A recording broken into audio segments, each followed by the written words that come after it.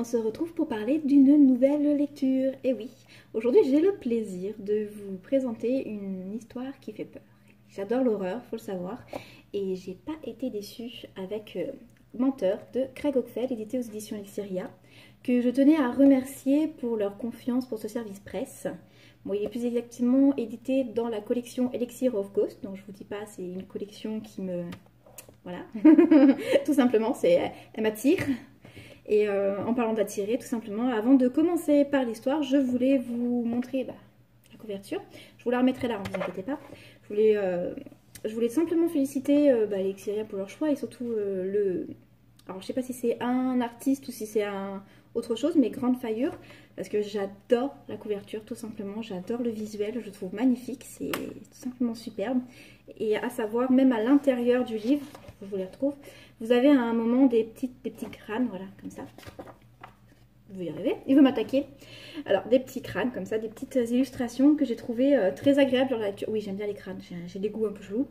Mais j'ai trouvé très agréable au niveau de la lecture de faire ces petits intermèdes avec ces petits crânes. Donc voilà. Bon. Soit disant passant, on n'achète pas un livre pour sa couverture, même si elle est magnifique. Mais pour le contenu, et je peux vous dire que l'intérieur, c'est tout aussi beau, dans un sens, que l'extérieur. Donc je vais commencer par vous lire le résumé comme d'habitude, afin que vous fassiez une petite idée de l'histoire. Des entrailles de la terre peuvent surgir les ombres du passé. Michael, jeune saisonnier à Couronne-sur-Mer, va la prendre à ses dépens, entraînant avec lui sa compagne, Luce, dans les rouages d'un effroyable complot dans l'antre du mensonge.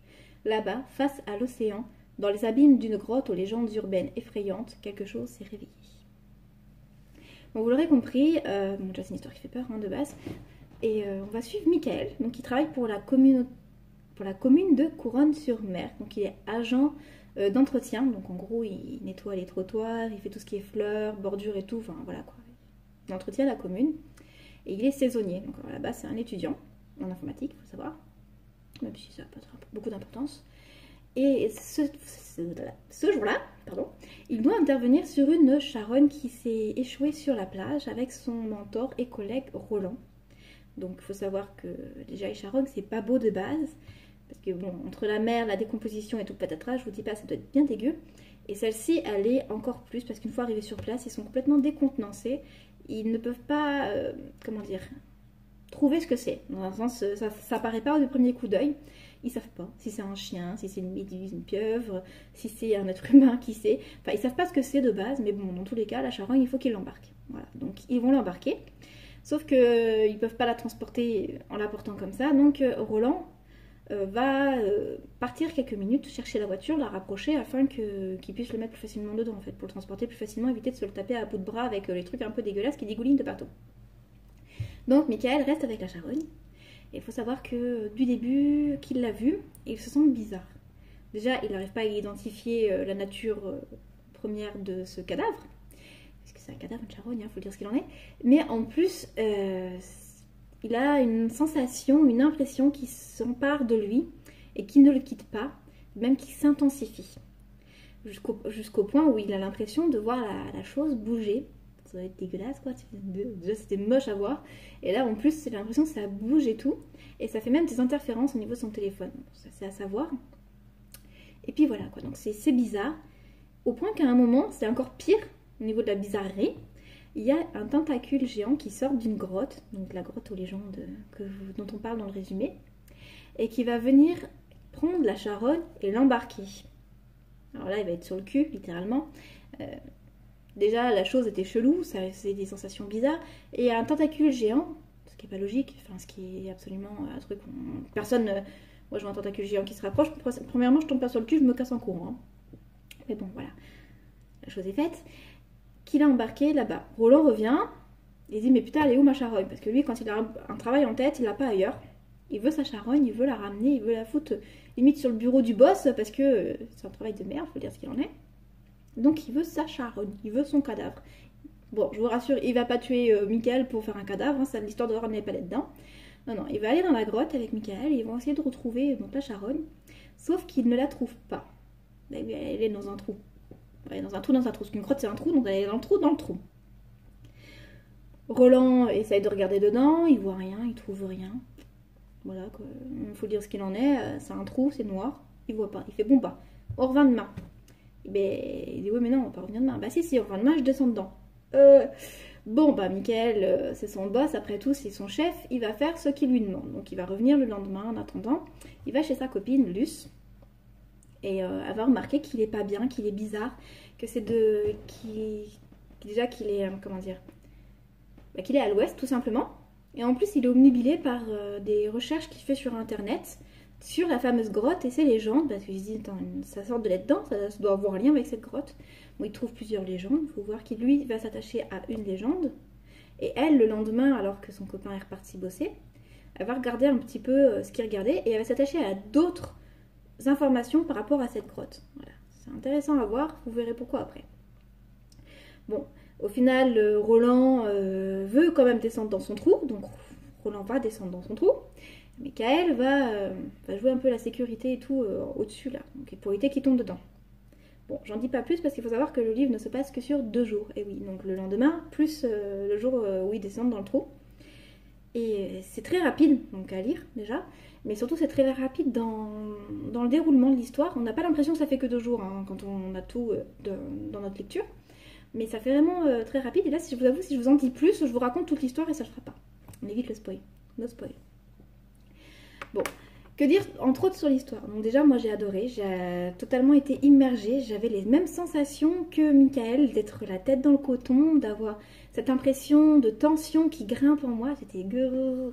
J'avais besoin absolument de lire la fin, de comprendre comme lui ce qui se passait et de voir la finalité également, parce que bon, il faut dire ce qu'il en est, hein, c'est pas tout beau ce qui se passe là-dedans, et on a envie de savoir ce qui va se passer et ce qu'il sait passer, parce que c'est un lien avec du passé, vous aurez compris. Je vais faire un petit comparatif de l'écriture avec Stephen King. Alors oui, non, ils n'ont pas le même style d'écriture à proprement parler, à part c'est de l'horreur, hein, mais c'est parce qu'ils ont tous les deux cette capacité de nous immerger totalement dans leur texte, ce que j'ai adoré personnellement. Et également, il y a ce message, le sens en fait, il y a un petit message dans la lecture, à avoir, même pas qu'un, il y en a plusieurs. Plusieurs qui passent au fur et à mesure, et vous allez voir, franchement, c'est un truc que j'ai adoré. Je suis fan de Stephen King et c'est vrai que j'ai retrouvé ça ici et j'ai totalement adoré, adhéré. Et voilà. Donc on a notre petite leçon, dans le bon sens du terme, quand on lit. On a également l'immersion. On a la peur, l'horreur, la tension. Bon, bah, personnellement, je suis difficile à effrayer, donc je pourrais pas vous dire j'ai eu de grosses frayeurs. Mais c'est vrai que la tension est là du début à la fin quand même. Elle est installée, elle est mise, vu qu'on est totalement dans la tête de Michael. Et elle ne nous quitte pas jusqu'à la fin. Même la toute fin, le soulagement enfin avec lui, en gros. Donc voilà, le seul point négatif que j'ai trouvé à l'histoire, c'est qu'elle est trop courte. Elle aborde plusieurs légendes et plusieurs histoires, entre autres de la grotte, et que moi j'aurais voulu en savoir plus. Voilà, j'aimerais en savoir beaucoup plus. J'aurais voulu savoir aussi plus sur la tentacule, je dis pas quoi ce que c'est, hein. J'aurais aimé avoir limite les petites histoires à côté pour essayer de comprendre les origines de tout ça, les origines profondes, pas les origines de ça. Je sais pas comment expliquer sans spoiler, c'est pas facile quand même hein, comme exercice. Hein. Donc voilà, donc en gros j'en veux plus, donc Craig Oakfield, si tu regardes ça, tu me fais une suite, ou plutôt une suite dans le passé hein, pour que je comprenne le tout, j'adore moi. Donc voilà, qu'est-ce que j'ai à dire de plus sur le bouquin? Donc là je vous laisse vous découvrir l'histoire, hein, je vais pas vous en dire plus, parce que franchement sinon je vous spoil et c'est pas mon but. C'est de l'horreur, il y a 170 pages, donc si je vous l'ai dit sur 2 jours c'est plutôt court. Mais c'est bien géré au niveau du temps. Franchement, on sent pas le livre passer et en même temps, on n'a pas l'impression qu'il passe non plus trop vite. On en veut plus, sans non plus avoir la sensation de ne pas en avoir eu assez. Voilà. Pas facile à dire ça. Donc le prix, je trouve ça totalement abordable. Donc c'est 2,99 € en version numérique. C'est 11,90 € en version brochée seule. Et il y a également donc chez les éditions, Elixiria, ce qui s'appelle du moins une Elixir Box. Donc là, elle est au prix de 24,90 €. Il faut savoir qu'avec cette Elixir Box, vous n'avez pas de frais de port déjà qui s'ajoutent. Et vous avez également des cadeaux. C'est cool, des cadeaux. Vous avez votre bouquin. Vous avez donc un assortiment de marque-pages des romans des éditions Elixiria, un bijou, un marque-page en bronze, un marque-page cartonné collector, 2 surprises et 2 friandises. Donc en fait, vous avez tout. Vous avez de quoi lire, de quoi marquer votre page. Vous avez même le choix largement. Vous avez même de quoi bouffer. Pardon, manger. Mais bon, faut pas manger les bonbons en même temps de lire des livres papier, c'est pas bien, ça salit les pages. Moi j'ai testé. Pas avec cela, j'ai testé. Donc voilà, donc personnellement je trouve que même l'élixir box est à un prix tout à fait convenable pour tout ce que ça contient, avec les frais de port offerts, c'est pas mal. À part ça, Craig Hockfeld n'a pas écrit que Menteur. Donc chez Elixiria, il a également un livre qui s'appelle SK. Donc je vais certainement m'offrir d'ici peu de temps. Parce que j'ai trop envie de... En fait, j'ai totalement adoré avec le style de l'auteur et j'ai envie d'en découvrir plus. Il y a même sur Amazon un petit livre, donc si je ne me trompe pas, c'est M, le livre court qui est gratuit. Enfin, moi je l'ai eu en version gratuite. Pas pourquoi, mais c'est cool. Enfin, c'est une petite nouvelle si j'ai compris. Et il y a également L'Ombre, donc vous trouvez sur Amazon. Donc je ne les ai pas trouvés ailleurs, malheureusement. Il y a un livre également qui s'appelle Anthologie 2014, donc ça c'est un collectif d'auteurs qui ont fait des nouvelles, qu'ils ont mis ensemble. Malheureusement, j'ai pas trouvé où l'acheter. Voilà, j'ai trouvé des articles dessus, mais j'ai pas trouvé où l'acheter. Donc ça, je vous mettrai les articles, là. Si vous arrivez à le trouver, je suis même preneuse du lien. Ça peut être très intéressant à savoir. Bon, je vous laisse sur ce. Je ne vais pas vous en dire plus, hein. À savoir, je vais mettre également aujourd'hui la vidéo, donc le thriller d'Elixiria. Donc je ne l'ajoute pas à ma vidéo, j'ai pas eu envie de faire ça. Je vais la mettre plus sur ma page et la partager. Donc le thriller qui est absolument tout simplement parfait. Il faut savoir que chez Elixiria, ils font beaucoup de thrillers, même à chaque livre. Et ils sont toujours totalement transcendants. J'adore, moi personnellement. Ils me donnent tous envie d'acheter les livres à chaque fois. C'est pas bien ça, c'est pas bien du tout même. Nos budgets, après on fait comment? Donc voilà, je vous laisse sur cette bonne parole absolument déconcertante. Et je vous dis à très bientôt.